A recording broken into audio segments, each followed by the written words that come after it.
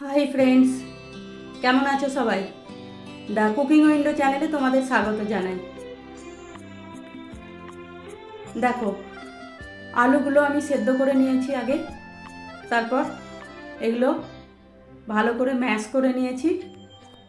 Mash করে নিয়ে এর মধ্যে আমি সাবুদানাটা মিক্স করে দেব। এটা আমি 1 কাপ সাবুদানা 1 কাপ জল দিয়ে 4-5 ঘন্টা আগে ভিজিয়ে রেখেছিলাম।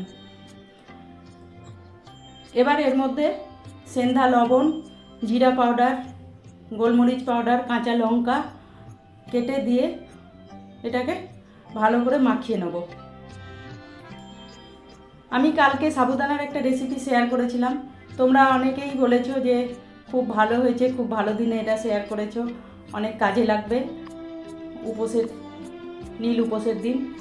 সেই জন্য ভাবলাম যে আরও একটা ভ্যারাইটি শেয়ার করা যাক। আগের দিনের রেসিপিটা যেটা ছিল সেটা তোমরা লাঞ্চে করে খেতে পারো, আর আজকে যেটা আমি বানাচ্ছি এটা বিকেলে চায়ের সঙ্গে খাওয়ার জন্য উপযুক্ত। তো এটা সব ভালো করে মেখে আমি এটাকে দেখো হাতের তালুতে এরকম গোল গোল চ্যাপটা করে সাইজ করে নেব। তারপর এটা তেলে ভেজে নেব। সিম আঁচে ভাজতে হবে অনেকটা সময় ধরে। একবার এক সাইড ভাজা হয়ে গেছে, আবার উল্টে দেব। বেশ কয়েকবার উল্টে পাল্টে দিয়ে এটা ভেজে নিতে হবে। বন্ধুরা, আমার রেসিপি যদি তোমাদের পছন্দ হয় তাহলে একটা লাইক আর কমেন্ট অবশ্যই করে দিও।